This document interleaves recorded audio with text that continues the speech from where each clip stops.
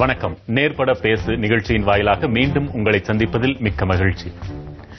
உணவின்றி உறங்கச் செல்வோர் குறித்து நாம் விவாதிக்க நினைத்தால் கிடைக்கும் புள்ளி விவரங்கள் உணவின்றி சாவோர் குறித்து முதலில் பேசுங்கள் என்கிறது. இந்த நூற்றாண்டும் இப்படியே கழிந்துவிடும்படி விட்டுவிட முடியாது.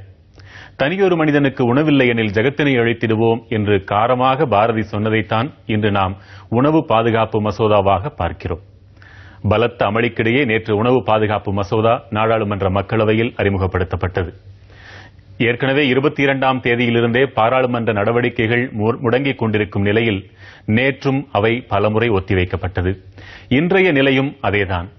ஊழல் குற்றச்சாட்டுகளுக்கு பொறுப்பேற்று பிரதமரும் இரு அமைச்சர்களும் ராஜினாமா செய்ய வேண்டும் என்று வலியுறுத்தி எதிர்க்கட்சிகள் அமளியில் ஈடுபட்டதால் நாடாளுமன்றத்தின் 2 அவைகளும் நாள் முழுவதும் ஒத்திவைக்கப்பட்டன.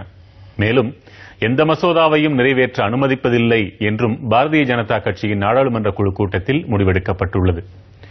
ஊழல்களை மறைத்து அதை திசை திருப்பவே உணவு பாதுகாப்பு மசோதாவை நிறைவேற்றும் முயற்சியில் மத்திய அரசு ஈடுபடுகிறது என்பது பாரதிய ஜனதா கட்சியின் குற்றச்சாட்டு.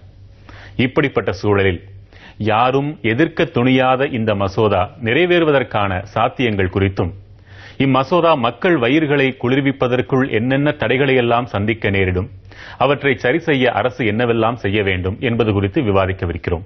பங்கேற்போர் வணிகர் சங்க பேரமைப்பின் பொதுச் செயலாளர் மோகன், காங்கிரஸ் கட்சியைச் சேர்ந்த அமெரிக்கை நாராயணன், பொருளாதார அறிஞர் வெங்கடேஷ் ஆத்ரேயா மற்றும் அண்ணா திராவிட முன்னேற்ற கழகத்தைச் சேர்ந்த ஆவடி குமார் ஆகியோர் நேர்பட பேசலாம்.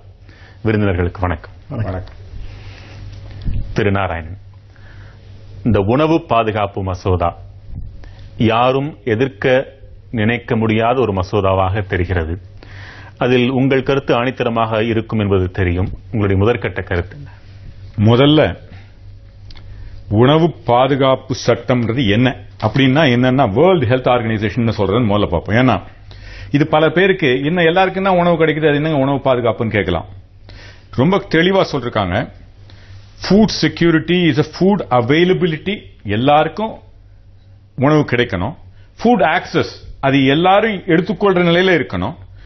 Food use and in sufficient quality on a consistent basis. இன்னைக்கு நிறைய உணவு இருக்கு, இன்னைக்கு என்ன போல ஏழைகள் தான் உணவு உற்பத்தி குறையச்சே அடித்தட்டு மக்கள் தான் அடிக்கப்படுறாங்க.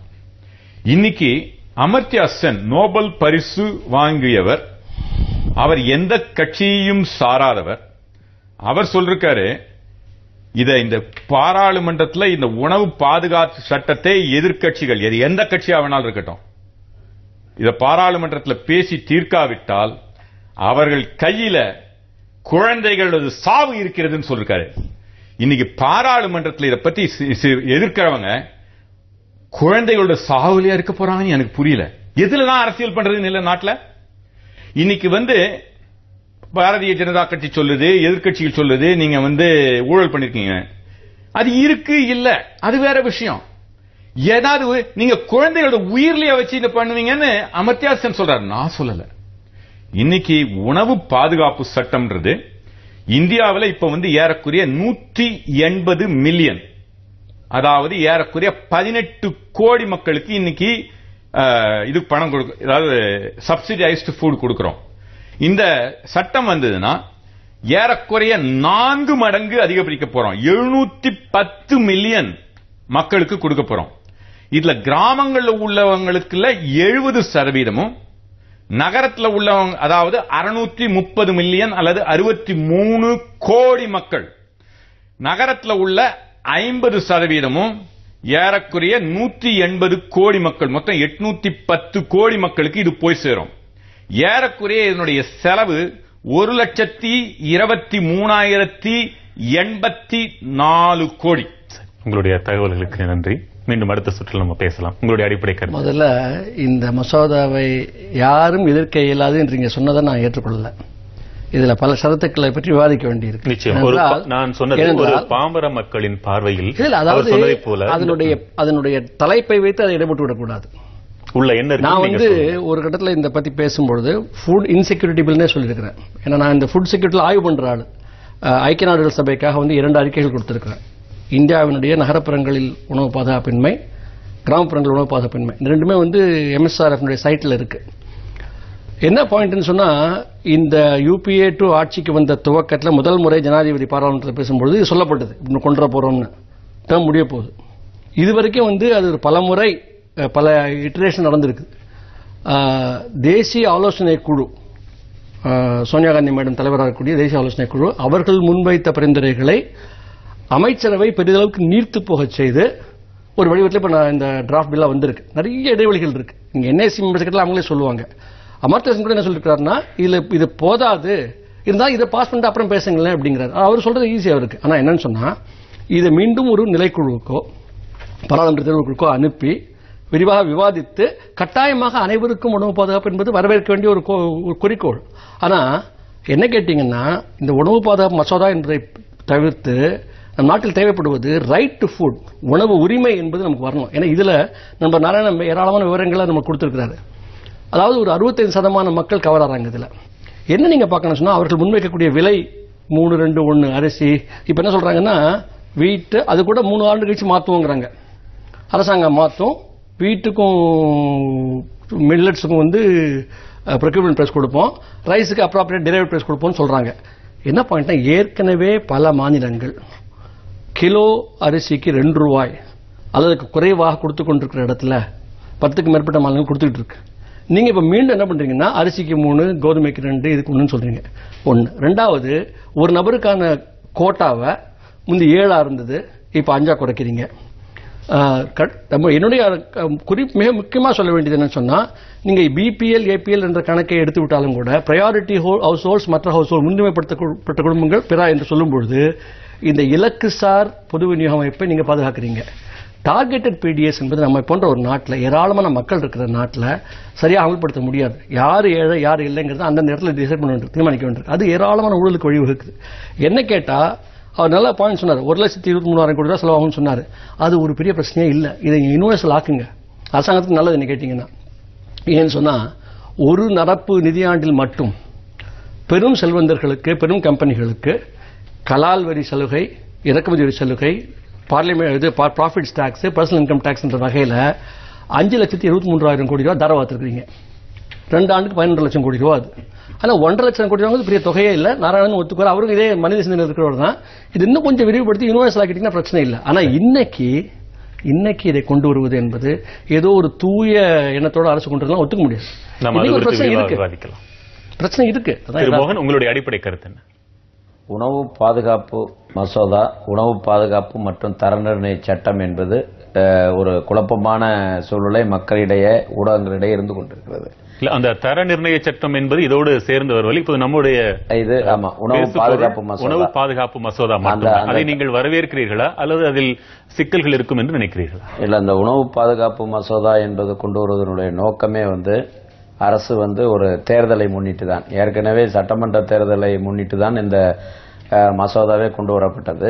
அதை நிறைவேறாமல் போய் இப்பொழுது அதை கொண்டு வருகிறார்கள். ஆனால் உணவு பாதுகாப்பு மசோதாவை பொறுத்தவரையில் நம்ம தமிழகத்தை பொறுத்தவரை ரேஷன் விநியோகம் சரியாக நடைபெற்றுக் கொண்டிருக்கிறது. தமிழகத்தில் இதை எதிர்த்து கொண்டிருக்கிறார். நம்மளுடைய தமிழக முதல்வர் இந்த உணவு பாதுகாப்பு மசோதாவை எதிர்த்து கொண்டிருக்கிறது. காரணம், மத்திய அரசினுடைய உணவு பாதுகாப்பு மசோதாவை அமல்படுத்துகின்ற நேரத்தில் இப்பொழுது கிடைக்கின்ற இந்த உணவு பாதுகாப்பு நிலைகள், உணவு விநியோகங்கள் மக்களுக்கு மாநில அரசு கொடுப்பதை விட இந்த உணவு பாதுகாப்பு மசோதாவில் குறைவானதுதான். அதைத்தான் தமிழக அரசு எடுத்துக் கொண்டிருக்கிறது.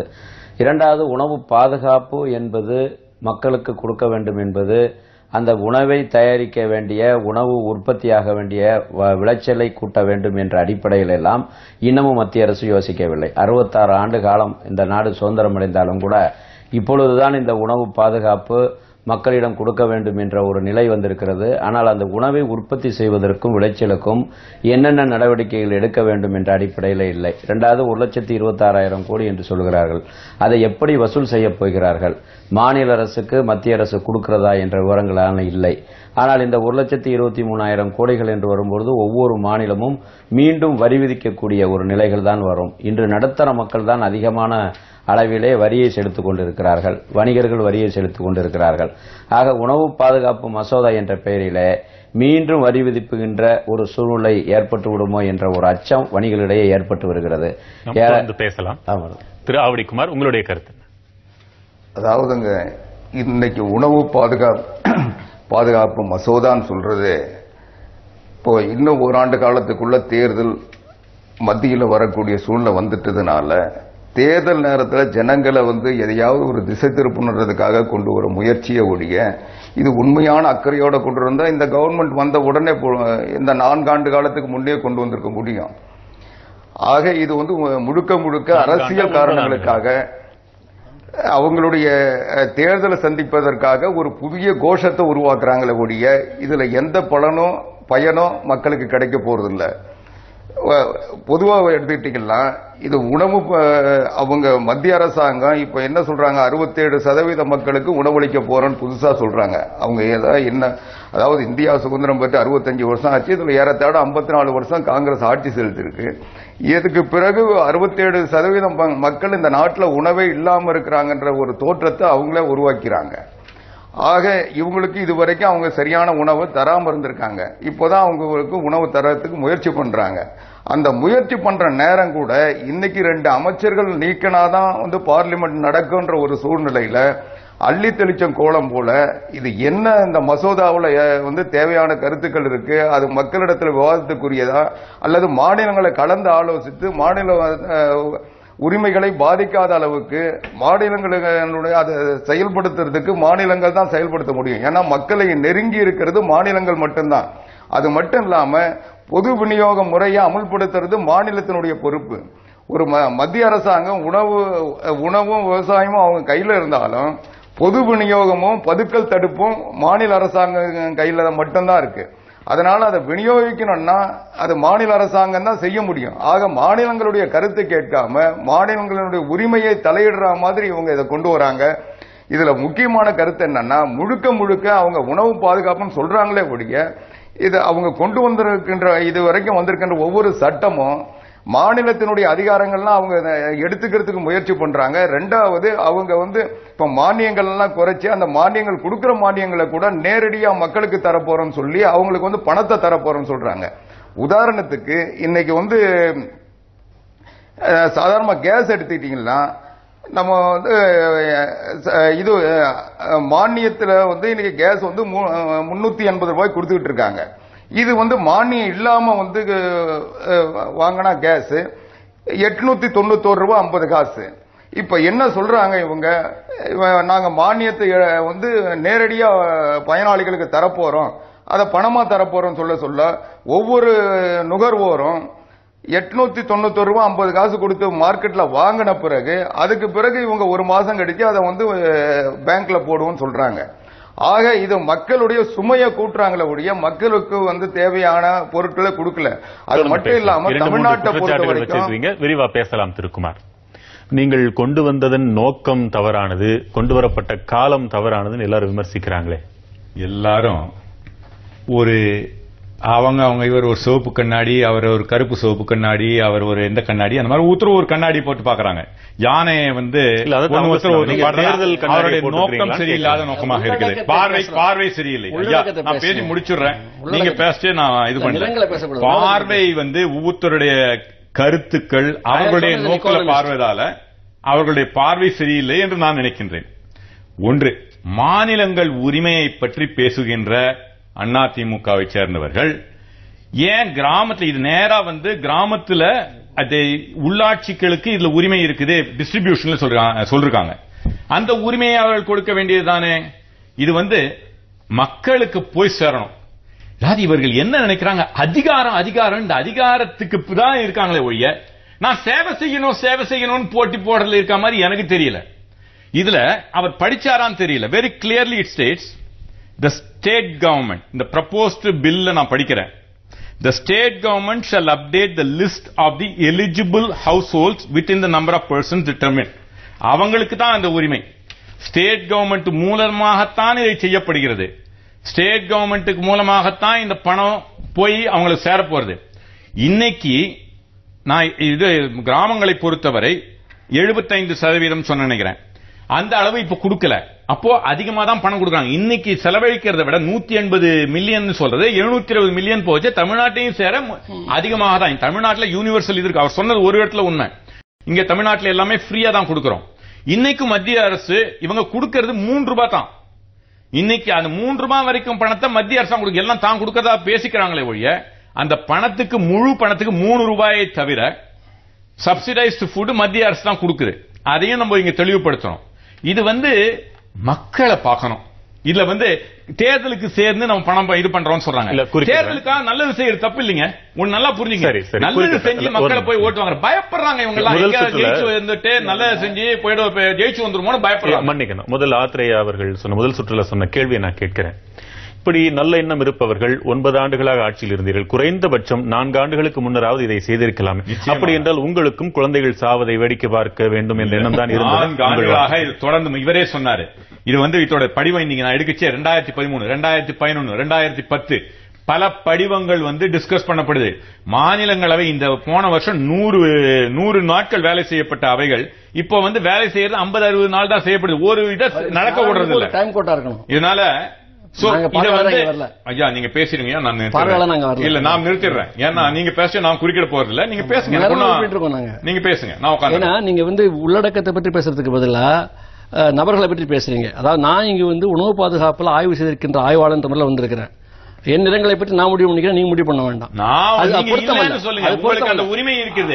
நீங்கள் ஒரு சிவப்பு கண்ணாடியோட பார்க்கறேன்னு சொல்லக்கூடிய உரிமை எனக்கு இருக்குது. அது சிவப்பு பச்சை கருப்பு எல்லாம் சொல்ல வேண்டாம். அதாவது உள்ளடக்கத்தை பேசுங்க. அரசியல் கட்சியில் பேசுங்க ஒரு விஷயம் வேற. நான் ஸ்பெசிபிக்கா சொல்றேன்.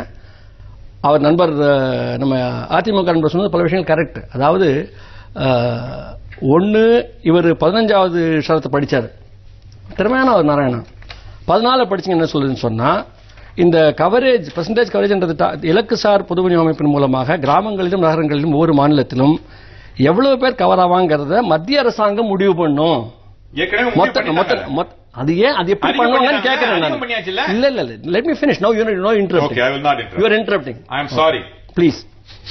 அதாவது மொத்த நபர்கள் யாரு என்பதை கிராமப்புறங்களிலும் நகரப்புறங்களிலும் ஸ்டேட்ல இருக்கிறது மத்திய அரசாங்கம் முடிவு பண்ணும்.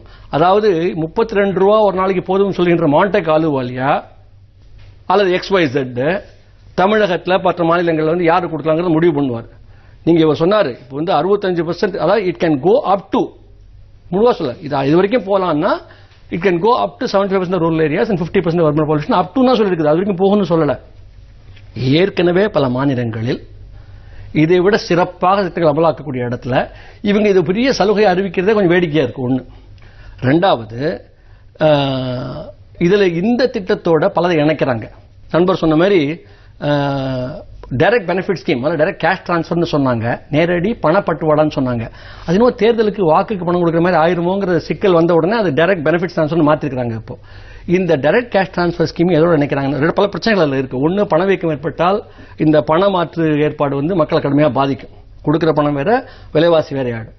இரண்டாவது, ஆதாரம் இணைக்கிறாங்க. இதுல பயோமெட்ரிக் ஐடென்டிஃபிகேஷன், உங்களுடைய பயோமெட்ரியை வச்சு ஐடென்டிஃபை பண்ணக்கூடிய வச்சு இலக்கு நாங்கள் கண்டுபிடிப்போம். இந்த பயோமெட்ரிக் ஐடென்டிஃபிகேஷன் என்ன பண்ண முடியும்னு சொன்னா, யார் இவர் நபர்னு சொல்ல முடியுமே ஒழிய எலிஜிபிளா இல்லையாங்கிறத முடிவு பண்ண முடியாது. எலிஜிபிளா இல்லையாங்கிறத முடிவு பண்றதுக்கு வேறு ஏற்பாடு தேவைப்படுது. இப்போ என்ன ஆகுது, மத்திய அரசாங்கத்தினுடைய NSS சர்வேல இருந்து பாவர்ட்டி எஸ்டிமேட் போடுறாங்க. ஒரு மாநிலத்தில் 30% பாவர்ட்டி இருக்கிறாங்களா, அப்ப அந்த அடிப்படையில் இந்த அளவுக்கு தானியங்கள் நாங்கள் இந்த விலை கொடுப்போம், மீதி அந்த மாநில அரசாங்கம் செலவழிக்கணும், அது செலவழிக்கட்டும். இவர் சொன்னார் ஏதோ மத்திய அரசாங்கம் கொடுக்குது, இவங்க ஒன்றும் பண்ணல. மத்திய அரசாங்கத்துக்கு எங்க காசு வருது? நாட்டில் வரக்கூடிய மொத்த வரி பணத்துல 70% மத்திய அரசாங்கம் வச்சுக்குது. எல்லா மாநிலங்களும் சேர்ந்து 30% தான் கிடைக்குது. இந்த நாட்டில் மத்திய மாநில உறவுகளே மாறணும். அது தனியா பேசுவோம். இந்த சப்ஜெக்ட்ல அதுக்குள்ள போல இந்த ஏடிக்கு போட்டியா மாநில அரசாங்கம் ஏன் உள்ளாட்சியில் கொடுக்கலங்கிறது நியாயமான கேள்வி. இப்ப கேட்க வேண்டாம். இது உணவு பாதுகாப்பு பற்றி பேசுறோம். இந்த உணவு பாதுகாப்பு மசோதாவில் நிறைய ஊனங்கள் இருக்கின்றன என்பது என்னுடைய வாதம். ஒன்று. இரண்டு, நிச்சயமாக இந்த தருணத்தில் திடீரென்று உணவு பாதுகாப்பில் இவ்வளவு அக்கறை இதை அறிமுகப்படுத்தி என்பது ஒரு நாடகம் என்று எல்லாருக்கும் தெரியும். அது போயிட்டு போகுது, சின்சியராகவே செஞ்சாலும் நம்ம அசியூம் பண்ணிக்குவோம். பட் இதில் இருக்கக்கூடிய ஊனங்களை விவாதிக்காமல் நிறைவேற்றணும் எதிர்பார்த்தாங்கன்னு என்ன நியாயம்? விவாதிக்கப்பட வேண்டும். பாராளுமன்றத்தின் தனி ஒரு தேர்வு குழுக்கு செல்ல வேண்டும். விரிவாக மக்கள் விவாதிக்கட்டும். முடிஞ்சு வருமா? இல்ல விவாதிக்க நீங்க இன்னைக்கு பாஸ் பண்ணுவீங்களே, ஏதாவது இந்த பிரச்சனை நடக்க புரிஞ்சுங்க. நம்ம பாராளுமன்றத்தில் லாஸ்ட் மினிட்ல மசோதா அறிமுகப்படுத்தி பாஸ் பண்ணிடுறாங்க. இன்னொன்னு, பாராளுமன்றத்தை மதிக்கிறவங்களா இருந்தா நான் ஒரு கேள்வி கேட்க விரும்புறேன். நவம்பர் 2011 பாராளுமன்ற விவாதத்தில் பிரணாப் முகர்ஜி என்ன சொன்னாரு? அவையினுடைய ஒட்டுமொத்த கருத்தை பார்க்கும் பொழுது நாங்க இந்த சில்லறை வணிகத்தில் அந்நிய முதலீடுங்கிறதுல நாங்க உள்ள இப்ப போக மாட்டோம். Will get the consensus of all political stakeholders சொன்னாரு. 3 மாசத்துல ஆனந்த் சர்மா இங்கிலாந்து போனாரு, நாங்க ரிசைட் பண்ணிட்டோம்னு சொல்றாரு. ஜனாதிபதியாக இவர் போயிட்டாரு. இப்ப என்ன பண்ணாங்க இந்த சப்ஜெக்ட்ல? பார்லிமெண்ட்ல வந்த விஷயத்தை வயலேட் பண்ணி இன்க்ளூடிங் தி டிஸ்கஷன், அது வந்து ஒரு ரெசல்யூஷன் வந்துச்சு மறுத்து. அது எப்படி ரிவ்யூ பண்ணாங்க இவங்க? Majority members express themselves against it, எதிர்த்தாங்க. ஆனா ஓட்டு போற நேரத்தில் 2 கட்சிகள் வெளியே போயிடுச்சு சௌரியமா. அதுக்கு பிறகு இந்த ஜிஏஆர் வித்ரா பண்ணாங்க, அந்த வரி ஏய்ப்பு சட்டத்தை வித்ரா பண்ணாங்க. அதே மாதிரி ஒரு பெரிய ஒரு கம்யூனிகேஷன் கம்பெனிக்கு இருக்கக்கூடிய வரி பாக்கியை பற்றி ஒரு சுமூகமான செட்டில்மெண்ட்டுக்கு போயிட்டு இருக்காங்க. இதெல்லாமே ஏற்கனவே எடுக்கப்பட்ட முடிவுகளுக்கு மாறாக பாராளுமன்ற உணர்வுகளை மதிக்காமல் நடக்கக்கூடிய விஷயங்கள் நடக்குது நாட்டில். அரசியலுக்குள்ள நான் போக விரும்பல.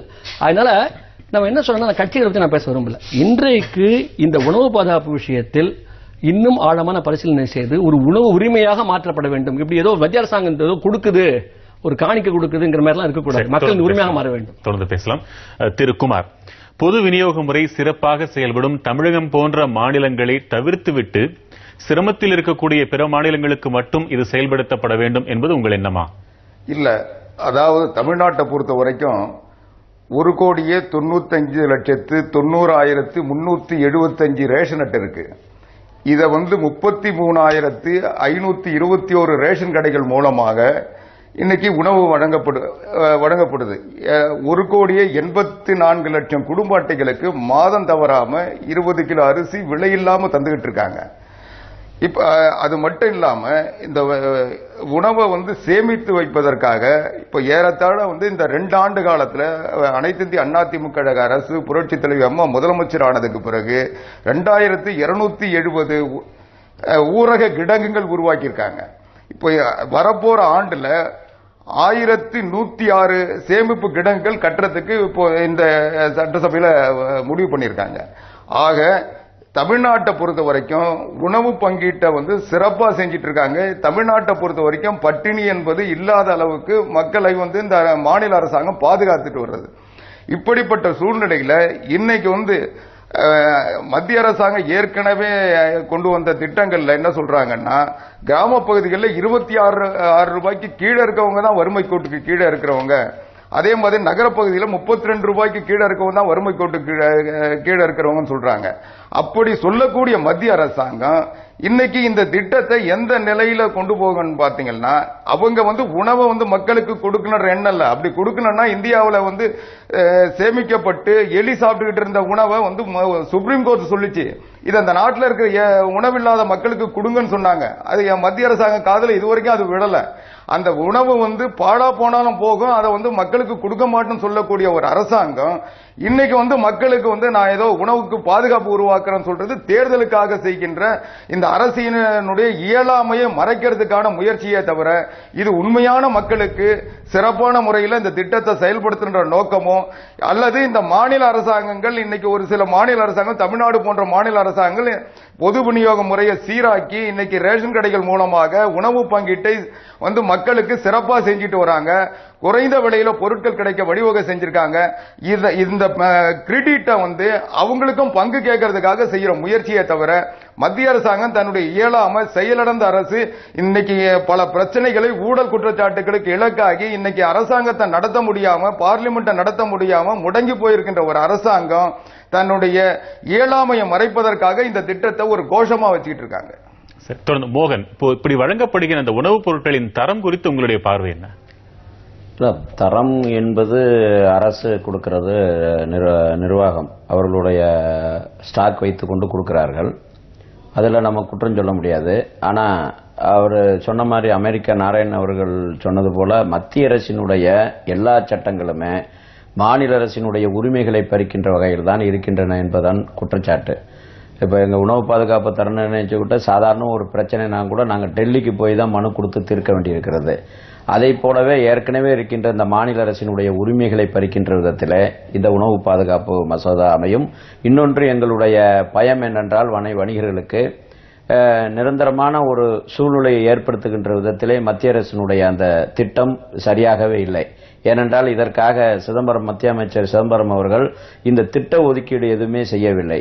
ஏதோ உணவு பாதுகாப்பு மசோதா இருக்கிறது பார்த்துக் கொள்ளலாம் என்ற அடிப்படையில் இருந்தால் இதன் மூலமாக இதை சரி கட்டுவதற்காக வரி வசூலிப்பு நடவடிக்கைகள் எடுக்கும் பொழுது ஏற்கனவே ஒரு பக்கம் கொடுப்பதற்காக இன்னொருடமிருந்து பிடுங்கி கொடுப்பதை போல ஏற்படுமோ என்ற அச்ச உணர்வு எங்களுக்கு இந்த உணவு பாதுகாப்பு மசோதா மூலமாக வந்து கொண்டிருக்கிறது. இரண்டாவதாக, தேவையில்லாமல் ஊழல் வளர்வதற்கும் இந்த சட்டம் வழிவகுக்கும் என்ற ஒரு நிலையும் எங்களுக்கு இருக்கிறது. நாங்கள் அரசியலிலே வரவில்லை. ஆனால் உண்மையான பொருளாதாரத்தின் அடிப்படையிலே பார்த்துக் கொண்டோம் என்றால் நடுத்தர மக்கள் மட்டும் 5 லட்சம் கோடிகளை சாதாரணமாக வரியாக செலுத்திக் கொண்டிருக்கிறார்கள். மேலும் அவர்களுக்கு இந்த உணவு பாதுகாப்பு மசோதா மூலமாக நாங்கள் ஏழைகளுக்கு நன்மை செய்கிறோம் என்ற ஒரு காரணத்தை வைத்துக் கொண்டு மீண்டும் ஒரு புதிய வரி விதிப்பை மத்திய அமைச்சர் உருவாக்குவார் என்ற ஒரு அச்சம் இன்று வணிகர்களிடையே இந்தியா முழுவதுமே ஏற்பட்டிருக்கிறது. மக்களுக்கு நல்ல திட்டங்களை அமல்படுத்த வேண்டும், நம்மிடம் வசூலிக்கின்ற பணங்கள் சரியாக போக வேண்டும் என்ற நிலையிலிருந்து மாறி இன்று எல்லா வகையிலுமே தவறாக செயல்பட்டுக் கொண்டிருக்கிறது. குறிப்பாக சேவை வரி இன்று 1 லட்சம் கோடி இன்னைக்கு வசூல் செய்யப்படுகிறது. அது சாதாரணமாக கீழ் மக்களிலிருந்து அது வசூல் செய்யப்படுகிறது. ஆனால் அந்த பணங்கள் எல்லாம் எந்த வகையிலே மக்களுக்கு சேருகின்றன என்ற கேள்வியை இப்பொழுதுதான் மக்கள் எழுப்பிக் கொண்டிருக்கிறார்கள். இதையெல்லாம் மறைப்பதற்காகத்தான் உணவு பாதுகாப்பு மசோதா என்ற இந்த மசோதாவை கொண்டு வருகிறார்கள். அனைவரது குற்றச்சாட்டுகள் நீங்கள் எழுதி வைத்துக் கொண்டீர்கள் நினைக்கிறேன். நீங்களே பதில்கள் அடிக்கிறீங்க. இவர் சொன்னாரு, நான் அவர் ஒரு சிவப்பு கண்ணாடி பத்தினா இல்லைன்னாரு. ஆனா அவர் எடுத்துக்கொண்ட ஒரு ஸ்டாண்ட் இதுக்கு ரிலேட்டட் இல்லன்னா கூட எஃப்டிஐ பத்தி பேசினாரு. நான் அதனால பேச வேண்டி I didn't interrupt you, please do not interrupt me. Okay, we have made a deal, right? Okay, so FDI பத்தி பேசினாரு. FDI எப்படி கொண்டு வந்தோம்னு சொன்னாரு. ஆனா இவர் பெரிய நிபுணர் தான். ஆனா சுப்ரீம் கோர்ட் என்ன சொல்லிருக்கு, இந்த எஃப்டிஐன்றது இந்தியாவுக்கு ஒரு வரப்பிரசாதம்னு 4 நாட்களுக்கு முன்னதான் ஒரு இது வந்தது. எல்லா ஊடகங்களும், ஆங்கில பத்திரிகைகள் தவிர எல்லா ஊடகங்களும் இதை வெளியிடல தமிழ்நாட்டில்ன்றது உண்மை. எஃப்டிஐ ஒரு வரப்பிரசாதம்னு சுப்ரீம் கோர்ட் சொல்லியிருக்காங்க. சோ அதை விட்டுடுவோம், எஃப்டிஐக்கு இங்க வர வேணாம். இவங்க மத்தவங்க எல்லாம் ஊழல் பத்தி பேசினாங்க. ஏன் நம்ம அதிமுக நண்பர் கூட பேசினாரு. எனக்கு தெரியும், அவர் மறந்துருப்பார்னு நினைக்கிறேன், நமது முதலமைச்சர் இன்னும் பெங்களூர்ல ஊழலுக்காக போயிட்டு வந்துகிட்டு இருக்காங்க. ஊழலை பற்றி பேசுவதற்கு அவருக்கு என்ன உரிமை இருக்குன்னு எனக்கு தெரியல. ஏன்னா மத்தவங்களை பத்தி ஊழல் சொல்லலாம், மற்றவங்களை நோக்கி நீங்க கையை நோக்கச்சு தன்னை நோக்கி 4 விரல்கள் இருக்கிறது அனைவரும் தெரிஞ்சுக்கிட்டோம். இரண்டாவதா இல்ல, நீங்க மூன்றாவதாக இதை சொன்னீங்க, அதாவது மாநிலத்துக்குடைய உரிமைகளை கொடுக்கலன்னு சொன்னீங்க. உண்மை, இன்னும் மாநிலங்களுக்கு, நீங்க கிராமங்களுக்கு இன்னும் உரிமைகளை கொடுங்க. ஆனா நல்ல நம்ம நண்பர் ஆத்ரேயன் அவர்கள் சொன்னாரு, பேசிட்டு மத்திய மாநில உரிமை ரொம்ப அழுத்தி சொல்லிட்டு இது ஆனா கிராமங்களுக்கு உரிமை கொடுக்கல, அதை பத்தி இப்ப பேச வேணாம். ஏன்னா அவருக்கும் இங்க மாநிலங்கள் செய்யாத சொல்றதுக்கு பயமான்னு தெரியல. 4வதாக இந்த இதுல இவங்களுக்கு மட்டும் இல்ல, பிரசவத்துல இருக்கவங்களுக்கு 6000 ரூபாய் கொடுக்கறதுக்கும் இந்த சட்டத்துல பெண்களுக்கு வழி, பிரசவத்தின் போதும் அதற்கு அப்புறமும் இது கொடுக்க வழி செய்யப்பட்டுள்ளது. 5வதாக இவர் சொல்றாரு, நம்ம இவர் சொல்லச்சு தமிழ்நாட்டில் ஏறக்குறைய 2 கோடி 1 கோடியே 97, கரெக்டா நல்ல புள்ளிவரெல்லாம் நல்லா தான் பண்ணாரு, வாழ்த்துறேன். 1 கோடியே 95,375 அட்டையோ ஒட்டுருக்கிறாரு. 6 கோடி மக்கள் ஏறக்குறைய தமிழ்நாட்டில். அப்படின்னா 6 கோடி மக்கள்ல 2 கோடி மக்கள்னா 33% ஆறுது. தமிழ்நாட்டில் 33% பிடிஎஸ் மூலமாக செய்யறாங்கன்னு. ஆனா இதுல ஏறக்குறைய கிராமத்தில் இருக்கவங்களுக்கு அதை விட 2 மடங்கும், நகரத்தில் அதை விட 1.5 மடங்கு இருக்க நம்ம பிடிஎஸ் மூலமாக உணவு பாதுகாப்பு திட்டத்து மூலமா போனோம்னு பிளான் கொண்டு இருக்காங்க. இது தமிழ்நாட்டில் நாங்க ஏதோ பங்குக்கு அவங்க நல்லா, ஆனா ஒன்னு சொல்றேன், தமிழ்நாட்டில் பிடிஎஸ் நல்லா இருக்குன்றத இந்தியாவில் உண்மை, அதை வரவேற்கிறேன், பாராட்டுதை நாம் பாராட்டுறோம். இன்னைக்கு பாத்தீங்கன்னா இதுல கடவை இல்ல உண்டை இட்லி போடுறாங்க. ஏழைகளுக்கு செய்யற நாங்க, எங்களுக்கு மாற்றான் தோட்டத்து மல்லிகையும் வணக்கம், அதுல நாங்க எது எடுத்தாலும் மத்தவங்க பண்ணா குத்தம்னு சொல்ற ஆளு நாங்க இல்ல. ஆனா இதுல மத்திய அரசு செய்கின்ற நல்ல செயல்களை நல்ல மனப்பான்மையோட, ஏன்னா அவங்க அண்ணா வழி வந்தவங்க, அதை அவர் சொன்ன செயல்படுத்தணும்னு நினைக்கிறேன். நல்ல செயல்களை பாராட்டுங்க. இங்க பாராளுமன்றத்தில் குற்றங்களை சொல்லுங்க, மாற்றணும் சொல்லுங்க, வரவேற்கிறோம். ஆனா நான் பாராளுமன்றத்தையே நடக்க வைக்க மாட்டேன்னு சொல்லாதீங்க. இவர் நிபுணர் தான், ஆனா இவர் ஒத்துக்குவார் நினைக்கிறேன். நம்ம நோபல் பரிசு வாங்கினவர் இவரை விட பெரிய நிபுணர். அவர் சொல்றாரு, இதுல பல ப்ராப்ளம் இருந்தாலும் இன்றைய பொழுது இந்த நாட்டுக்கு இது தேவைங்கிறார். இவர் இல்லங்கிறாரான்னு தெரியல, ஆனா அவரோட பெரிய நிபுணர் இல்லன்னு சொல்லுவாரோ எனக்கு தெரியல. நான் அவர் அளவு நிபுணர் இல்ல, நாங்க மத்தவங்க சொல்றதுதான் கேட்டுக்கிறோம். ஆனா ஒண்ணு முக்கியம், எங்களுக்கு வறியவர்களிலும் வலியவர்கள், காந்தி சொன்ன மாதிரி எளியவர்களும் எளியவர்கள், அவர்களுக்கு வரணும். இன்னைக்கு செய்யல. நாங்க இன்னொன்னு சொல்றோம், கல்வி உரிமை சட்டம்னு சொல்லிட்டு இன்னைக்கு எல்லா மக்களும் பணக்கார பள்ளிகள்ல ஏழை குழந்தைகள் படிக்கிறதுக்கு வழி செஞ்சிருக்கோம். இன்னைக்கு செய்யல, 3 வருஷத்துக்கு முன்ன செஞ்சிருக்கோம். ஆனா இது ஏன் சொல்ல மாட்டேங்கிறீங்க தெரியல. ஒன்னா செய்ய வேண்டியிருக்கு. இன்னும் பல செய்ய வேண்டியிருக்கு. இந்த வருஷம் இந்த பண்ணதால இனிமே நாடு முன்னேற்றத்துக்கு ஒண்ணுமே திட்டம் கொண்டு வர முடியாதானே? கொண்டு வர முடியும். அதாலங்க எதற்கெடுத்தாலும் நீங்க மறுபடியும் சொல்றேன், இவங்க எல்லாருமே கலர் கண்ணாடியோட பாக்குறாங்க. எல்லாரையும் தவறான நோக்கம். தேர்தல் வருதுன்னு நல்லது செய்யறது தவறே கிடையாது. நல்லது செஞ்சுட்டு நாங்க போய் பாக்குறோம். ஆனா இவங்க நல்லது செஞ்சு பேர் வாங்கிடுவாங்கன்னு பயப்படுறாங்க. இல்ல அது நம்ம டாபிக் ஃபுட் செக்யூரிட்டிங்கிறதுனால மற்ற விஷயங்களுக்கு நான் போக விரும்பல. நிறைய விஷயங்கள் அவர் சொல்லிருக்காரு. நானும் ஒரு தொடர்ந்து நண்பர்களோட விவாதிப்போம். ஆனா என்ன பாயிண்ட்னு சொன்னா அவர் கணக்குல புலிதான். தமிழகத்தில் 6 கோடி மக்கள் இருக்காங்கன்னா 6 கோடி கார்டு இருக்க வேண்டிய அவசியம் இல்லை. அவர் என்ன சொன்னாரு, 1.8 கோடி கார்டு இருக்குன்னாரு. அவ்வளவு குடும்பங்கள் இருக்குன்னு சொல்றாரு. இது 33% கவரேஜ் எப்படி சொல்றாரு புரியல. தமிழ்நாட்டில் 100% கவரேஜ் இருக்கு. அவர் சொன்னது கரெக்ட். நீங்க 1.8 crores house cards. With your permission can I interrupt? No, அவர் சொன்னது நான் சொல்லிக்கிட்டு it's not my with your permission I'll interrupt. இல்ல it's not my statistics. ஆனா என்ன பாயிண்ட்னா தமிழகத்தில் இன்றைக்கு கிட்டத்தட்ட ஒரு இலக்கு சாராத அனைவருக்குமான பொது அமைப்பு இருக்கு. நம்ம போன்ற வசதியானவர்கள் பலரும் பயன்படுத்தாமல் இருக்கணும், அது வேற விஷயம். ஆனா மாநில அரசு மறுக்கல. உங்க ரேஷன் கார்டு தான் நீங்க போய் வாங்கிக்கலாம். இந்த இலக்கை ஒரு இலக்கு சாரா பொது விநியோக அமைப்பு தேவை என்பது என்னுடைய ஆய்வின் முடிவுகள். பல ஆண்டுகளாக ஆய்வு பண்ணிட்டு இருக்கிறோம். எங்களுடைய கருத்து என்ன, நாராயணன் கூட நம்ம விரிவா பேசினா ஒத்துக்கிறாரு. நீங்க டார்கெட் பண்ணாம ஒரு பிடிஎஸ் வச்சிருந்தீங்கன்னா ரொம்ப கூடுதலா செலவாயிட போறதில்ல உங்களுக்கு. You can afford it. இன்னைக்கு 6 கோடி டன் தானியங்களை கிடங்குல வச்சுக்கிட்டு ஓபன்ல வச்சுக்கிட்டு அது கெட்டு போயிட்டு இருக்கு. இப்ப என்ன சொல்றாங்கன்னா, என்ன டிமாண்ட் வருது, என்ன பிசினஸ் லாபி கிட்ட இருந்து இது ஏற்றுமதி செய்யணும் பிசினஸ் வருது.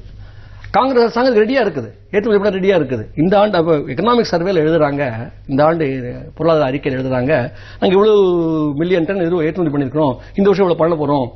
அப்ப இந்திய நாட்டில் கணிசமான மக்களுக்கு அடிப்படை உணவு இல்லாத நிலையில இருக்கின்ற உணவு கையிருப்புகளை, தானிய கையிருப்புகளை மக்களுக்கு செலவிடாமல் ஏற்றுமதி செய்வது என்பது இது என்ன ஏற்கனவே பிஜேபியும் பண்ணதுதான். 2002-2003 பிஜேபி அரசாங்கம் இருக்கும் பொழுது ஒரு 17 மில்லியன் டன் ஏற்றுமதி பண்ணாங்க. எப்போ பிபிஎல் விலைகளுக்கும் கீழே. அது ஐரோப்பிய நாடுகளுக்கு போச்சு, இந்திய மக்களுக்கு போகல. காங்கிரஸ் அரசாங்கம் ஒரு கட்டத்தில் யூபிஏ 1 கோதுமை இறக்குமதியில் இப்படி ஒரு வேலை பண்ணாங்க. குறைஞ்ச விலைக்கு இந்திய விவசாயிகளுக்கு விலை கொடுக்க மறுத்துட்டு வெளிநாட்டில் குறைந்த விலைக்கு வித்தாங்க. அப்போ கேட்டா பவர் தான் பிரச்சனைன்னு சொன்னாங்க. அது வேற அவங்க உட்கட்சியெல்லாம் போல. இப்ப மீண்டும் நான் என்ன சொல்ல விரும்புறேன்னு சொன்னா, கட்டாயமாக அனைவருக்குமான ஒரு பொது நம்ம உருவாக்க முடியும், செயல்படுத்த முடியும். அதற்கான வளங்கள் நம்மிடம் இருக்கின்றன. நண்பர் கூட கவலைப்பட்டாரு, மிடில் கிளாஸ் மேல டாக்ஸ் பண்ணுவாங்களா, அப்படி நினைக்க வேண்டிய அவசியம் இல்லை. இன்றைக்கு செல்வந்தர்கள் மீது வரி போட வேண்டும் என்று நம்ம குரல் எழுப்பணும். ஏராளமான சலுகைகள் கொடுக்கப்படுது. கேட்டா அது அவங்க முதலீடு செய்யறாங்க, வேலை வாய்ப்பு கிடைக்குதுன்னு சொல்றாங்க. அது என்ன கணக்கு காட்ட மாட்டேங்கிறாங்க.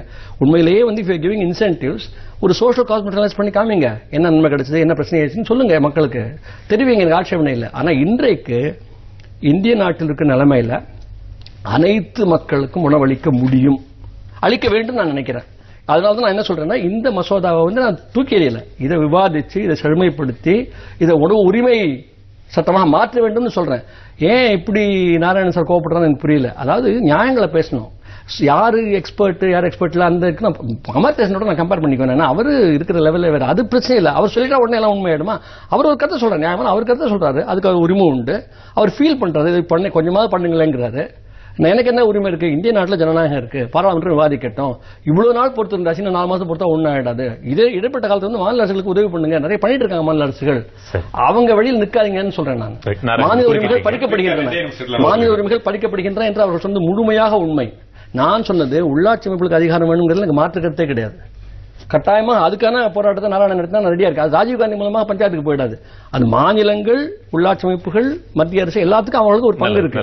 அதாவது 2 விதமா பேசுறாரு. அவர்கிட்ட 1 விதத்துல நான் கருத்து உடன்படுறேன். என்ன, பணக்காரங்க நிறைய வரி செலுத்தணும், போடுங்க, தவறில்லை. ஆனா யூனிவர்சலைசேஷன் ஏன் பணக்காரனுக்கு ஏன் ரேஷன் கடையில போய் வாங்கணும் ஒண்ணு கேட்டா, போன முறை நான் முடிச்சுடுறேன். போன முறை ஒரு இது அரசாங்கம், இப்ப இந்த அரசாங்கம் தான் பிளைண்டரு கண்டை கொடுக்காங்க, அவங்க டிவி கொடுத்தாங்க. எல்லாம் பணக்கார வீட்டுக்கு எல்லாம் போறதுங்க. இதுல என்னங்க தர்மம்? எனக்கு ரேஷன் கார்டே கிடையாது. நான் பணக்கார பசங்க ரேஷன் கார்டை வச்சுக்க கூடாதுன்னு நான் நினைக்கிறேன். சோ என்ன இதுல யூனிவர்சலைசேஷன்ன்றதுல பணக்காரங்களுக்கு கொண்டு போய் கொட்டுறாரு. ஒன்னு. ரெண்டாவது, we are talking about exports. வெளிநாடுகளுக்கு ஏற்றுமதியை பற்றி சொன்னாரு. உணவு பாதுகாப்பு சொல்றது. ஏன்னா இவர் ஆனா அரசியலை குத்தம் சொல்ல, கட்சிகளை குத்தம் சொல்ல, ஆனா நல்லா சொல்றாரு கட்சி. ஆனா இவர் குத்தம் சொன்னா நான் கட்சி இல்லைன்றவாரு. ஆனா மத்தவங்களுக்கு கட்சி கட்சின்னு சொல்றாரு. ஆனா அவர் ஒரு கட்சி சார்புடைய இது உள்ளவர். லெப்டிஸ்ட் லீனிங் இருக்கு. அவர் வேணா கார்ட் கேரிங் இல்லாம இருக்கலாம், ஆனாலும் ஆனா மத்தவங்களுக்கு குத்தம் சொல்லச்சே கட்சின்னு சொல்லுவாரு. அவருக்கு சொன்ன கோபம் வந்துருது. But let's go back to the subject. அந்த புள்ளி விவரத்தில் ஒரு திருத்தம் சொன்னாரே, இல்ல எக்ஸ்போர்ட் பத்தி பேசினாரு. எக்ஸ்போர்ட் பத்தி பேசிட்டு ஒன்னு சொல்ல வரேன். விவசாயிகளுக்கு பணம் கிடைக்கணும் ஒண்ணு. அதனால ரெண்டாவது விஷயம், நம்ம நாட்டுல கிடங்குல இவர் சொன்னார், அதிமுக நண்பர் கூட சொன்னார், உண்மைதான். அது சுப்ரீம் கோர்ட் கூட ஸ்ட்ரிக்சர்ஸ் பாஸ் பண்ணிட்டு கிடங்குகள்ல தானியங்கள் வீணாகிட்டு இருக்குன்னு. அப்போ அதை எக்ஸ்போர்ட் பண்றதுல ஒன்றும் தவறு இல்லை. இன்னைக்கு நம்ம நாட்டு கிடங்குல நம்ம நாட்டுடைய உணவு தேவையை விட 1.5 மடங்கு கிடங்குல இது கிடைக்குது, உணவு உற்பத்தியான தானியம் இருக்குது. அதனால எக்ஸ்போர்ட் பண்றது கூடாதுன்றதெல்லாம் தவறான சித்தாந்தம். இதெல்லாம் இல்ல. இன்னைக்கு நாட்டுல உலகம் சுருங்கிக்கிட்டு இருக்கு. நம்ம நல்லா விளைவிக்கிறது வெளில அனுப்புறதும் குறைந்த விலையில வாங்குறதும் ஒன்றும் தவறு இல்லை. நாட்டு பலமுறை செஞ்சிருக்கோம், தொடர்ந்து செய்யணும். இத குற்றம் சொல்லணும்னே சொல்றாங்க. இது மொத்தத்துல இவங்க இன்னொன்னு சொன்னாரு, மக்கள் பணம் மக்களுக்கு போனது நம்ம அதிமுக நண்பர் கூட இது பண்ணாரு. அதுல இடைத்தரகர்கள் தான் அதை வேண்டான்வாங்க. ஏன்னா ₹1 நம்ம அரசாங்கம் செலவழிச்சாங்கன்னா கிராமத்து மக்களுக்கு போச்சு முன்ன 12 பைசாங்க, இன்னைக்கு 16-17 பைசா வரலாம். 83 பைசா இடையில் இருக்க அதிகாரிகள், அரசியல்வாதிகள், அயோக்கியர்கள் சாப்பிடுறாங்க. நான் நேரா மக்கள்கிட்ட கொண்டு போய் கொடுக்கணும்னா ஏன் இவங்க வேணாங்கிறாங்க? ஏன்னா இவங்க எல்லாம் துட்டு எடுக்கணும்னு நினைக்கிறாங்களா? எனக்கு புரியல. ஒரு நிமிடம் குமார், நீங்க குறுக்கிட்டீங்க, சொல்லுங்க. அதாவது அவங்க பேச சொன்னாங்க, மாநில அரசாங்கம்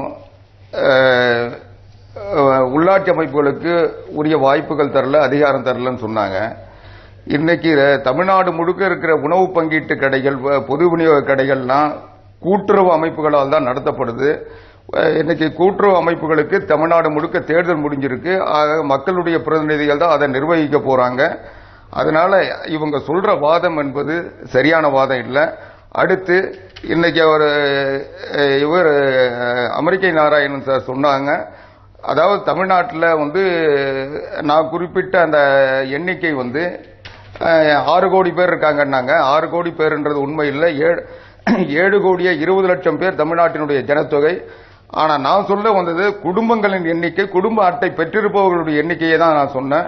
அதனால அவர் குழம்பி போயிருக்காரு தவிர அடுத்தவங்களை குழம்புனதா சொன்னது சரியானது இல்லைன்னு சொல்றேன். அடுத்து இன்னைக்கு தமிழ்நாட்டில் 1,02,23,981 பேருக்கு கேஸ் இல்ல. மத்திய அரசாங்கம் இது வரைக்கும் தரல. அவங்களுக்கு மண்ணெண்ணெயை நம்பி இன்னைக்கு தமிழ்நாட்டில் 1,02,23,981 குடும்பங்கள் வெறும் மண்ணெண்ணெயை நம்பி இருக்கு. இதுக்காக தமிழ்நாட்டுக்கு ஒதுக்கீடு செய்ய வேண்டிய 65,140 கிலோ லிட்டர் மண்ணெண்ணெய் தமிழ்நாட்டுக்கு மாதந்தோறும் ஒதுக்கீடு செய்யணும். ஆனா அந்த ஒதுக்கீட்டு அளவு அவங்க கொடுக்காம வெறும் 29,600 கிலோ லிட்டர் மண்ணெண்ணெய் மட்டும்தான் இப்ப கொடுத்துக்கிட்டு இருக்காங்க. இதனால தமிழ்நாட்டில் இன்னைக்கு மண்ணெண்ணெய் விநியோகிக்க முடியாத ஒரு சூழ்நிலை இருக்கு. ஆக மத்திய அரசாங்கம் தான் செய்ய வேண்டிய கடமைகளை எல்லாம் செய்யாம தொடர்ந்து மக்களுக்கு பாதிப்புக்கு மட்டுமே உருவாக்கி கொண்டிருக்கின்ற ஒரு அரசாங்கம் இன்னைக்கு இல்லாத பிரச்சனையில, ஒழுங்கா நடக்கிற பிரச்சனையில மூக்க நுடைக்கிறது என்பது சரியான நடவடிக்கையா மக்கள் கருத மாட்டார்கள்.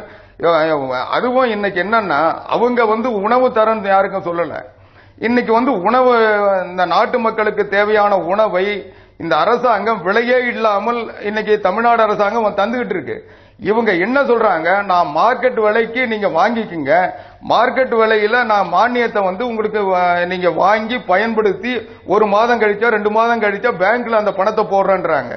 இது எதுக்காகன்னா, இன்னைக்கு சில்லறை வணிகத்தில் கூட அந்நிய முதலீட்டு அனுமதிச்சிருக்க இந்த அரசாங்கம் இன்னைக்கு வியாபாரிகளை எல்லாம் முடக்கி விட்டு வெளிநாட்டு கம்பெனிகளை கொண்டு இந்தியாவில் வியாபாரம் செய்ய முயற்சி செஞ்சு கொண்டிருக்கின்ற இந்த அரசாங்கம் இன்னைக்கு தனியார் கடைகள், அந்த சில்லறை கடைகள்லாம் தனியார் வசம் போயிட்டதுனால வெளிநாட்டு முதலாளிகள் அதை நடத்த சொல்ல, அந்த கடைகளுடைய வியாபாரத்தை அதிகப்படுத்துறதுக்கு இன்னைக்கு வெளிநாட்டு நிறுவனங்களுக்கு சந்தையா இந்தியாவை மாத்துறதுக்குரிய முயற்சியை தவிர இது மக்களுக்கு உணவு தர்றதுக்கான அறிகுறி இல்ல. தொடர்ந்து பேசலாம். இலக்கு சார் பொதுவிநியோக அமைப்பை பற்றி ஆய்வு பண்ணிட்டு தான் நாங்க பேசுறோம். சும்மா தன்னிச்சையா பேசல. என்னன்னு சொன்னா, இப்போ ஒரு பாப்புலேஷன் 100 இருக்கு. அதுல ஒரு 3, 4, 5 பேர் ஒரு ஊனத்தில் இருக்கிறாங்கன்னு சொன்னா இலக்கு சார் அமைப்பு என்பது சாத்தியம். இப்போ டக்குன்னு ஐடென்டிஃபை பண்ணிடலாம். இந்திய நாட்டில் கிட்டத்தட்ட ஒரு பாதி ஜனங்கள் உணவு பாதுகாப்பின்மையில் இருக்கிறாங்க என்பதை நம்முடைய கள ஆய்வுகள் சொல்லுது, நம்முடைய நியூட்ரிஷனல் டேட்டா சொல்லுது. அப்படிப்பட்ட ஒரு நாட்டில் இங்க இலக்கு சார் அமைப்பு வைக்கிற பிரச்சனை என்ன வருதுன்னு சொன்னா, பல எலிஜிபிள் புவர் பீப்புள் எக்ஸ்க்ளூட் ஆயிடுறாங்க. அதனால எனக்கு தெரியாத விஷயம் இல்லை. அது இன்னும் ஆர்குமெண்ட்டுக்காக அவர் பேசுறாரு. நான் அவருடைய இந்த அரங்கில் அவரோட பேசக்கூடாதுன்னு தனியாக பேசணும்னு நினைக்கிறேன். என்ன பாயிண்ட்னு சொன்னா, 2004-05 தேசிய மாதிரி ஆய்வுக்குழுனுடைய சர்வேல விவசாய தொழிலாளிகள் மத்தியில் 52% பேருக்கு ரேஷன் கார்டு கிடையாது. அவங்க எல்லாம் என்ன பணக்காரங்களா, நான் பிபிஎல் ஹவுஸ் ஹோல்ட்ஸா? என்ன பேசிட்டு இருக்கிறோம் நம்ம? இன்னைக்கு 6 கோடி டன் தானியம் அரசாங்க கையில் இருக்குன்னு சொன்னா என்ன காரணம்? ஏராளமான ஏழைகளுக்கு தானியம் கிடைக்கல, அதனால உங்கள்ட்ட இருக்குது. அதனால நீங்க நான் முடிச்சிருந்தேன். அதனாலதான் இலக்கு சார் அமைப்பு தேவையில்லை, யூனிவர்சலாக பண்ண முடியும். இந்திய நாட்டை பொறுத்தவரையில் அது பெரிய அளவுக்கு கூடுதல் செலவாகாதுங்கிற அசஸ்மெண்ட் நான் சொல்றேன் உங்களுக்கு. நீங்க பிரின்சிபிள் வேறங்க. இன் பிரின்சிபிள் பணக்காரனுக்கு இது போக வேண்டாமா? கரெக்ட், நான் மாற்று கருத்தே கிடையாது. ஆனா நீங்க பணக்காரங்கிறது வேற, பரம ஏழைங்கிறது வேற. ஒரு ஜென்ரலா ஒரு கிராமப்புறங்கள் நீங்க போய் என்ன பண்ணுவீங்க? மத்திய அரசாங்கம் என்ன பண்ணும்? ஒரு மாநிலத்துக்கு இவ்வளவு பேரியா உங்க கணக்கு ஏழை, அதுக்கு ரேட்ல உன் தானியம் கொடுத்துறேன், நீ மீதி பார்த்துக்கோன்னு சொல்லும். அப்போ ஃபர்ஸ்ட் ஆஃப் ஆல் எண்ணிக்கை நிர்ணயிக்கிறது மத்திய அரசாங்கம். எதை வச்சு? நேஷனல் சாம்பிள் சர்வே ஆய்வுகளை வச்சு. அதுல ஏராளமான பிரச்சனைகள் இருக்கு. நாங்க பொருளாதார நிறைய ஆய்வு பண்ணிட்டு இருக்கோம். இந்த எஸ்டிமேட்ஸ்லாம் சரியில்லைன்னு சொல்லிட்டு இருக்கோம். அரசாங்கம் ஏற்றுக்கொண்டு ஒரு புது கமிட்டி போட்டு புது எஸ்டிமேட்ஸ் கொடுத்துருக்கு. அதுவும் சரியில்லைங்கிறது குறித்த அடிப்படை கணக்கு அதுவே கோளாறு, கடுமையான கோளாறு. அரசாங்கம் ஏற்றுக்கொண்டு இருக்குது. டெண்டுல்கர் கமிட்டி போட்டுச்சு, டெண்டுல்கர் கமிட்டி எஸ்டிமேட் கொடுத்துச்சு. அதையும் யாரும் நம்ப தயாரா இல்ல. இன்னைக்கு 75% இருந்து 22% வரைக்கும் எஸ்டிமேட்ஸ் போயிட்டு இருக்கு. கேலரி படியில பாத்தீங்கன்னு சொன்னா 87% மக்களுக்கு 2400 கேலரி கிடைக்கல கிராமத்துல. இதெல்லாம் தெரியாத விஷயம். படிச்சவங்களாம் படிச்சுதான் சொல்ல, சும்மா சொல்லல. அதனால என்ன சொல்றேன்னா, இந்திய நாட்டினுடைய பிரத்யேக சூழலில் இலக்கு சார் பொது அமைப்பு என்பது சரியல்ல. இங்கு நம்மால் ஒரு யூனிவர்சல் பிடிஎஸ் அமல்படுத்த முடியும். உணவை பத்தி பேசிட்டு இருக்கிறோம், எதோ பத்தி பேசல. கிரைண்டர் ஃபேன் சொன்னார், நான் கிரைண்டர் ஃபேன் பத்தி நான் பேசல. உணவு என்பது அடிப்படை தேவை. அதை பத்தி நான் பேசலீங்க. தனியொரு உணவு நீங்க சொன்னீங்க ஆரம்பத்தில். அப்படி ஒரு உணவளிக்க வேண்டும் என்ற ஒரு பண்பாடு இருக்கிற நாட்டில் உணவுக்கு நீங்க ஏன் கணக்கு பாக்குறீங்க? பணக்காரங்க போய் சாப்பிட போறா போயிட்டு ஒரு 5% ஓசி போயிட்டு போறான். நான் என்ன சொல்றேன், அது நியாயம் பேச. முக்கியமா இந்த அனைத்து மக்களுக்கும் உணவு போய் சேர வேண்டும் என்பதுதான் முதல் குறிக்கோள். யூனிவர்சலைஸ் பண்ணீங்கன்னா கரப்ஷன் குறையும். இதுக்கு ஒரு பெரிய அப்பாரட்டஸ் வச்சு நீங்க கண்காணிக்க வேண்டிய அவசியம் இல்லை. இன்னைக்கு டைவர்ஷன் உட்பட பல நடக்குதுன்னா இங்க டபுள் டியூவல் பிரைஸ் வச்சிருக்கீங்க. பிபிஎல் ஒரு பிரைஸ், ஏபிஎல் ஒரு பிரைஸ். இந்த டியூவல் பிரைஸ் 2 விலைகள் இருந்தாலே உங்களுக்கு பல்வேறு ஊழல்களுக்கு இங்க இடம் அளிக்கும். ஒரு யூனிவர்சல் பிடிஎஸ் அனைவருக்கும் உதவும் என்பது என்னுடைய கருத்து மட்டுமல்ல. அமாத்திய சென் பத்திலாம் நான் கம்பேர் பண்ண விரும்பல. இந்தியாவில் இருக்கக்கூடிய ஏராளமான முன்னணி பொருளாதார நிபுணர்கள் நாங்கள் எல்லாம் சேர்ந்து கையெழுத்து போட்டு அரசுக்கு பல முறை மன்றாடி இருக்கிறோம். நாங்க டிவி ஸ்டேஷன் மட்டும் பேசல, மன்றாடி இருக்கிறோம், கெஞ்சி இருக்கிறோம். பண்ணுங்க, உங்களுக்கு நல்லது, பெரிய நஷ்டம் கிடையாது. இன்று நான் வலியுறுத்துவேன். நாராயணன் அவர்கள் இப்படி சிந்தித்து அவருடைய நண்பர்களிடம் பேசட்டும். நாராயணன், நீங்களே தமிழகத்தின் விநியோக முறையை பாராட்டத்தான் செஞ்சீங்க. இந்த புதிய திட்டத்தின்படி, இந்த புதிய வரையறைகளின்படி தமிழகத்தில் பெரும்பாலானவர்கள் பாதிக்கப்படுவார்களா? இல்லை, நிச்சயமா இல்ல. இதை விட இன்னும் அதிகமாக தான் கொடுக்க போறாங்க. இவர் சொன்னார் யூனிவர்சலைசேஷன் ஆஃப் இதுன்னு. இவர் ஒரு நிபுணர். அந்த ஒருன்றதை நான் அண்டர்லைன் பண்ணிக்கிறேன். நான் சொல்லல, வெளிநாட்டிலிருந்து இருக்கிற இவர் சொல்லியிருக்காரு. நான் அதை படிக்கிறேன். Food security bill of 2012 to be tabled in the parliament would be a big global inspiration according to the researchers from Institute of Development Studies, United Kingdom. அவங்க இதை பார்த்து இந்தியாவை பார்த்து, India stands at the threshold of potentially the largest step forward in food justice. எல்லாருக்கும் உணவு வழங்குவதில் ஒரு பெரிய அடி எடுத்து வைக்கிறாங்க. இதுல இருந்து உலகமே தெரிந்து கொள்ளக்கூடியது அப்படின்னு நான் சொல்லல. இவர் அளவுக்கு நான் பொருளாதார நிபுணர் இல்லைங்க. ஆனா நிபுணர்கள் சொல்லத, உலக நிபுணர்கள் சொல்றத நான் சொல்றேன். ஏறத்தாழ 2 கோடி குடும்பங்கள் தமிழகத்தில் பயன்பெறுது. அதில் பயன்பெறுவோர் எண்ணிக்கை குறைய வாய்ப்பு உண்டு அவங்களுடைய குற்றச்சாட்டு. அதை ஏத்துக்கிறீங்களா? நான் அதை ஏத்துக்கல. மறுபடியும் சொல்றேன். ஏன்னா 75% கிராமத்தில் உள்ளவர்களுக்கும் 50% நகரத்தில் உள்ளவர்களுக்கும் இதை கொடுக்க ஏற்பாடு இருக்கு. இந்தியா ஃபுல்லா இன்னைக்கு கொடுக்கறத விட 180 மில்லியனை விட 3 மடங்கு 640 மில்லியன். தமிழ்நாடு ஒன்னும் தனியா இந்தியாவில் இல்ல. இன்னொன்னு சொன்னாரு, இவர் மட்டும்தான் பண்றதா? இதுல மாநில அரசு, மறுபடியும் சொல்றேன், 1 கிலோ அரிசிக்கு 3 ரூபாய் தான் அவங்க கொடுக்கறாங்க. மீதி பூரா வாங்குற விலையில இருந்து 15 ரூபாய். யூனிவர்சலைசேஷன் பண்ணிட்டோம்னா, இவர் சொன்னார், இவர் நம்ம ஆத்திரையார் பேசிட்டு சொன்னாரு, தமிழ்நாட்டில் ஏறக்குறைய யூனிவர்சலைசேஷன் இருக்கு. நீங்க இந்த உணவு பாதுகாப்பு திட்டம் கொண்டா அந்த யூனிவர்சலைசேஷன், அதாவது யூனிவர்சலைசேஷன் எல்லாருக்கும் கிடைக்காது, நீங்க ஏன்னா ஏழைகளுக்கு மட்டும் தனியா தரீங்கன்னு சொன்னாரு. யூனிவர்சலைசேஷன் வந்தா இந்த இதெல்லாம் கரப்ஷன் குறையும், இதெல்லாம் குறையினாரு. தமிழ்நாட்டில் எத்தனை முறை பேப்பர் நல்லா படிச்சவர் தான், தனக்கு வேணும்ன்றதை மட்டும் சொல்றாருன்னு நினைக்கிறேன்.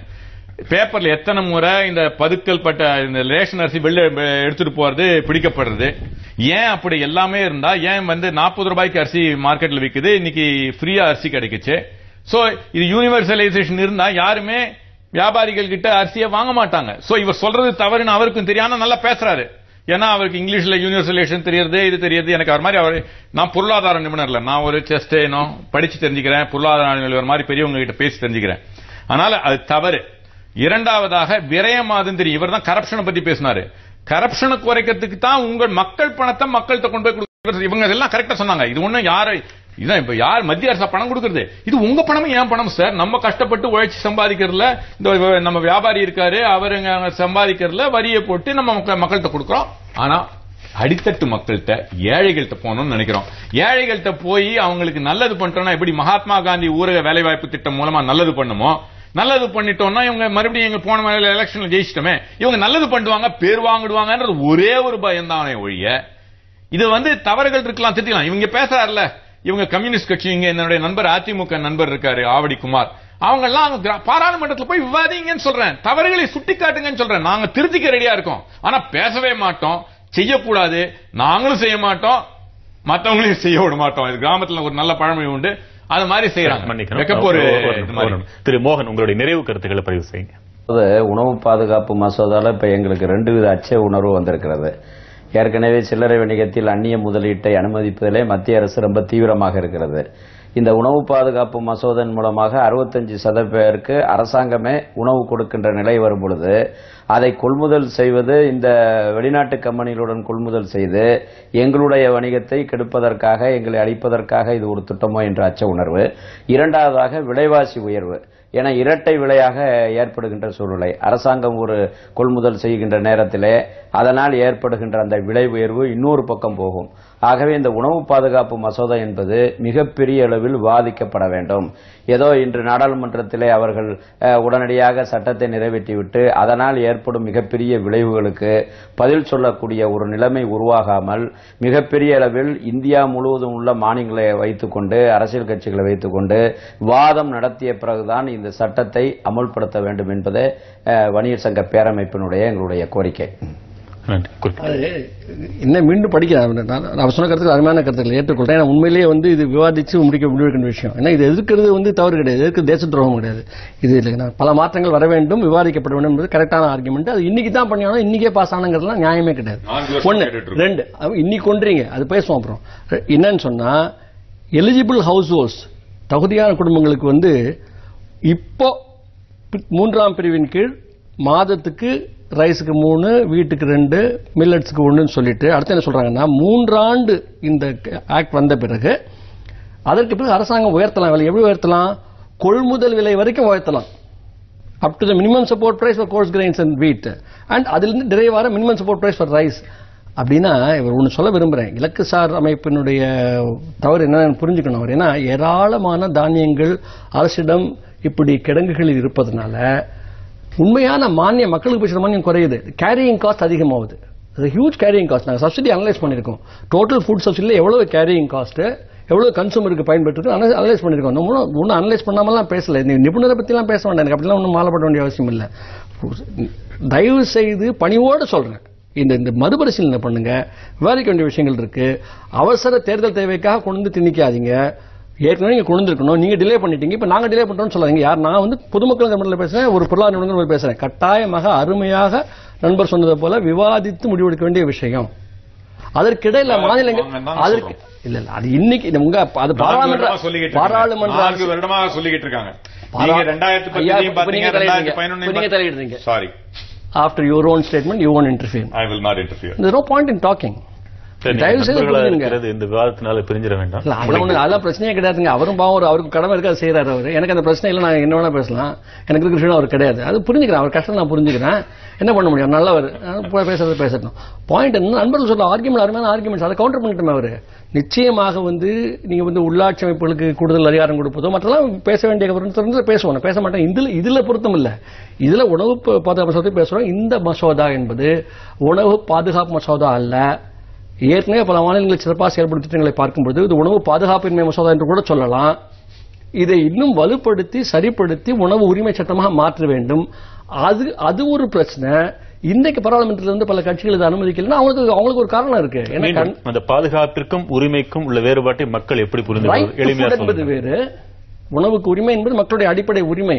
இதுதான் இன்டர்நேஷனல் டிஸ்கஷன் சொல்லிட்டு இருக்கிறோம். விவாதிக்கப்படுது, ஃபுட் FAO விவாதிக்கப்பட்டிருக்கு. ஐயனால் விவாதிக்கப்பட்டிருக்கு. ஆனால் ஃபுட் செக்யூரிட்டி பில் என்பது அரசு தயவு பண்ணி கொண்டு வருகிற சமாச்சாரம். அது வந்து எல்லாருக்கும் கிடையாது, யூனிவர்சல் கிடையாது, ரைட்டு கிடையாது. அதை வந்து நாளைக்கு விலையை அரசாங்கம் மாற்றலாம், அது உணவுக்கு பதிலாக கேஷை கொடுக்கலாம். இதெல்லாம் ஏராளமான சிக்கல்களை உண்டாக்கும். அதாவது ஒரு யாரிடம் நீங்க போய் கேட்பீங்க நீதி என்பது பிரச்சனையாகும். ஜான் ரீஸ் என்ஐசியில் இருந்தார், அவர் உட்பட, அவரும் பொருளாதார நிபுணர் தான், அவர் சென்னோட ஒர்க் பண்றவர் தான், அவர் ஒன்றும் சாதாரண ஆள் கிடையாது.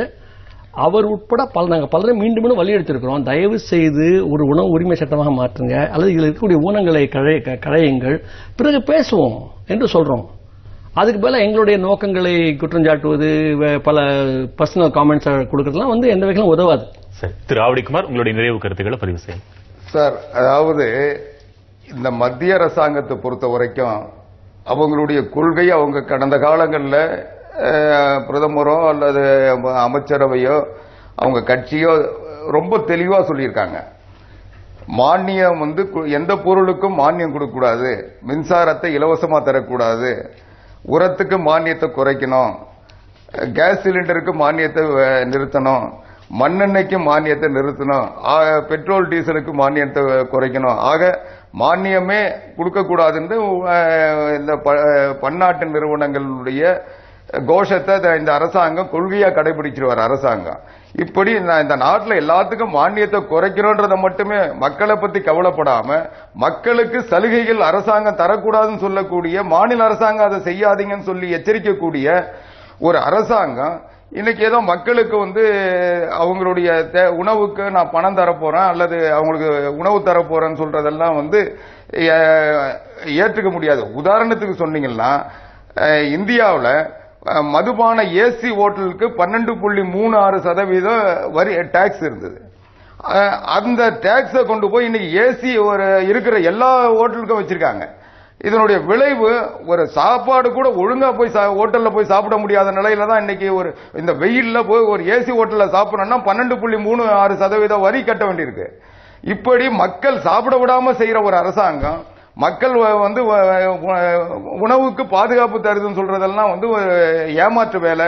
தமிழ்நாட்டை பொறுத்த வரைக்கும் தமிழ்நாடு முதலமைச்சர் புரட்சி தலைவி அம்மா அவர்கள் வயிற்றுக்கு சோறிட வேண்டும், இங்கு வாழும் மனிதருக்கெல்லாம் பயிற்று பலகல்வி தந்து பாரில் உயர்த்த வேண்டும் என்பதை தன்னுடைய லட்சியமாக வைத்து இந்த அரசாங்கத்தினுடைய கொள்கையாக வச்சு இன்னைக்கு உணவு வந்து இல்லைன்ற நிலை யாருக்கு இருக்கக்கூடாதுன்றத உறுதியா இருக்கிறாங்க. அதனுடைய வெளிப்பாடு தான் இன்னைக்கு வந்து கோயில்களில் கொண்டு வந்த அன்னதான திட்டமாக இருந்தாலும், ரேஷன் கடைகளில் விலையில்லா அரிசி வழங்குகின்ற திட்டமாக இருந்தாலும், இன்னைக்கு சென்னை மாநகரில் அறிமுகப்படுத்தி இருக்கின்ற இந்த அம்மா மலிவுலை உணவகங்களாக இருந்தாலும், இன்னும் தமிழ்நாடு முழுக்க வந்து மக்களுக்கு தேவையான உணவுப் பொருட்களை வந்து கொண்டு செல்வதிலும் இன்னைக்கு வந்து இந்த கூட்டுறவு கடைகள் மூலமாக அரிசி பருப்பு போன்ற பொருட்களை குறைந்த விலையில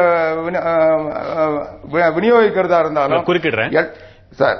இப்போ திரிணாமுல் காங்கிரஸ் போன்ற எதிர்த்துக் கொண்டிருந்த, கடந்த பல மாதங்களாக எதிர்த்துக் கொண்டிருந்த கட்சியினரே இன்றைக்கு இதை முழுமனதோடு பாராட்டும் பொழுது, உங்களை போன்றவர்கள் சில மாநிலங்களில் இருந்து எதிர்ப்பதனால் மக்கள் உங்களை தவறாக புரிந்து கொள்ள மாட்டார்களா? இல்ல, எங்களை அதாவது நீங்க வந்து கல்கத்தா மேற்கு வங்காளத்தினுடைய பொது விநியோக முறையும் தமிழ்நாட்டின் பொது விநியோக செயல்பாட்டையும் ஒப்பிட்டு பாத்தீங்கன்னா இந்த முடிவுக்கு வரமாட்டீங்க.